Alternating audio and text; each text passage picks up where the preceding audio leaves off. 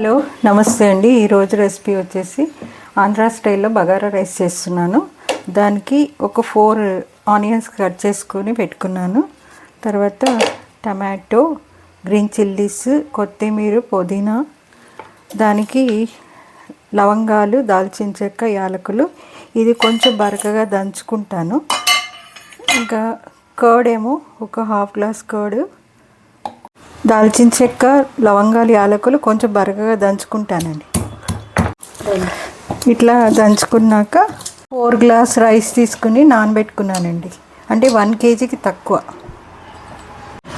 Cooker పెట్టి గిన్నె పెట్టి తర్వాత ఆయిల్ వేసుకుంటున్నానండి.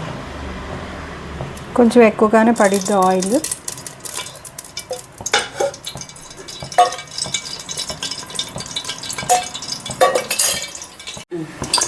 ఆయిల్ వేడెక్కినాక దాల్చిన చెక్క, లవంగాలు, యాలకులు దంచుకునేవి వేసుకుంటున్నాను. దంచుకొని వేసుకుంటే ఇట్లా చిట్లకుండా పైకి ఎగరవు చిట్లు, అందుకని ఇట్లా వేసుకుంటాను. ఇది వేసే ముందు నేను పక్కన గిన్నెలో వాటర్ పెట్టుకున్నానండి. 1:2 రేషియోలో 4 గ్లాస్కి 8 గ్లాస్ వాటర్ పెట్టుకున్నాను. ఎందుకంటే తొందరగా ఎందుకు అట్లా పెట్టుకుంటాను నేను.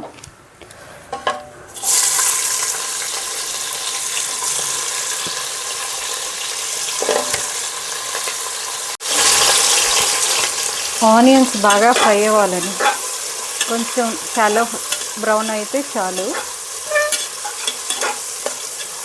ఫ్రై అయినాక చూపిస్తాను. కొంచెం ఉప్పు కూడా వేసుకుంటున్నాను, తొందరగా ఫ్రై అవుతాయని. ఆనియన్స్ షాలో ఫ్రై అయినాయండి. దాంట్లో జింజర్ గార్లిక్ పేస్ట్ వేస్తున్నాను కొంచెం.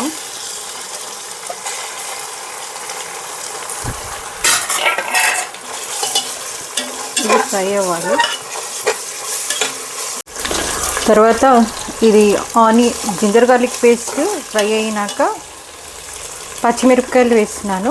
తర్వాత టమాటోస్ కూడా వేసేస్తున్నాను.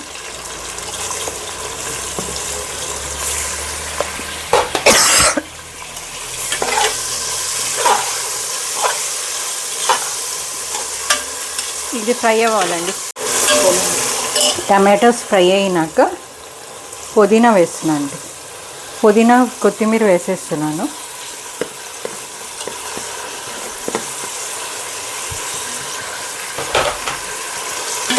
ఇది కూడా బాగా కొంచెం ఫ్రై అవ్వనివ్వాలి. కొత్తిమీర, పుదీనా ఫ్రై అయినాక కర్డ్ వేస్తున్నాను, పెరుగు వేస్తున్నాను.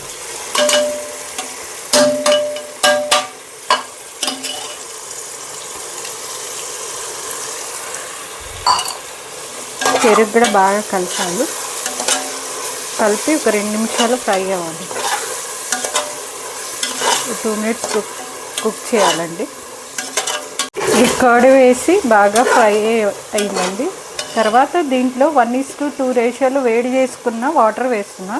పక్కన వేడి చేసుకున్నాను కదా, అది వేస్తున్నా.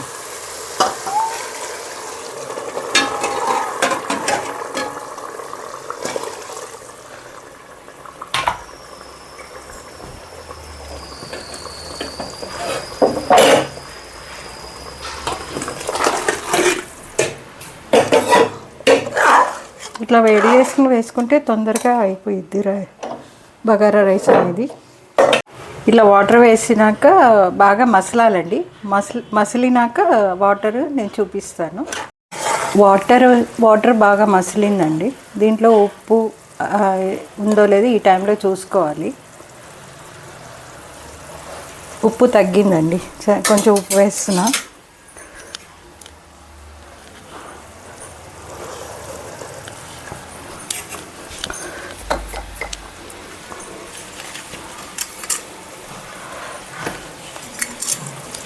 ఉప్పు వేసినాక ఒక హాఫ్ చెక్క నిమ్మరసం పిండుకుంటున్నాను.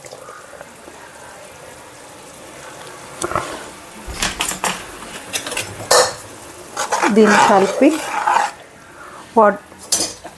సోక్ అయిన రైస్ వేసేస్తున్నాను. నానబెట్టుకున్న రైస్ వేసినానండి. వేసినాక ఇట్లా కలుపుతున్నాను. ఇది కుక్ అయినాక ఒకవేళ కొత్త బియ్యం అయితే కొంచెం వాటర్ తక్కువగానే తీసుకుంటుంది, మనం వేసినట్టు కరెక్ట్గా తీసుకుంటుంది. పాత బియ్యం అయితే ఇంకొంచెం వాటర్ పడాల్సి వస్తే పక్కన వేడి చేసుకుని వేసుకోవచ్చండి. ఆ తర్వాత చూపిస్తాను. మొత్తం వాటర్ అంతా సోక్ అయిందండి. కరెక్ట్గా 1:2 రేషియోలో వాటర్ వేస్తున్నాను కదా, అది సరిపోయింది కరెక్ట్గా నాకు. దీనిపైన కొంచెం ఫుడ్ కలర్ వేస్తున్నాను, పాలలో కలిపిన ఫుడ్ కలర్ అండి. ఆరెంజ్ కలర్ వేస్తున్నాను, ఏ కలర్ అయినా వేసుకోవచ్చు, కొంచెం డెకరేటివ్గా ఉంటుంది అంతే. ఇది ఒక 2 మినిట్స్ దమ్ముకు పెడితే ఇంకా రైస్ రెడీ అయినట్టండి. ఫుడ్ కలర్ వేసాను కదా, 2 మినిట్స్ ఇది అయిపోయింది. తర్వాత మీకు ఈ రెసిపీ కానీ నచ్చినట్లయితే లైక్ చేయండి, షేర్ చేయండి, సబ్స్క్రైబ్ చేసుకోండి. మోర్ వీడియోస్ కోసం బెల్ ఐకాన్ని క్లిక్ చేయండి. Thank you.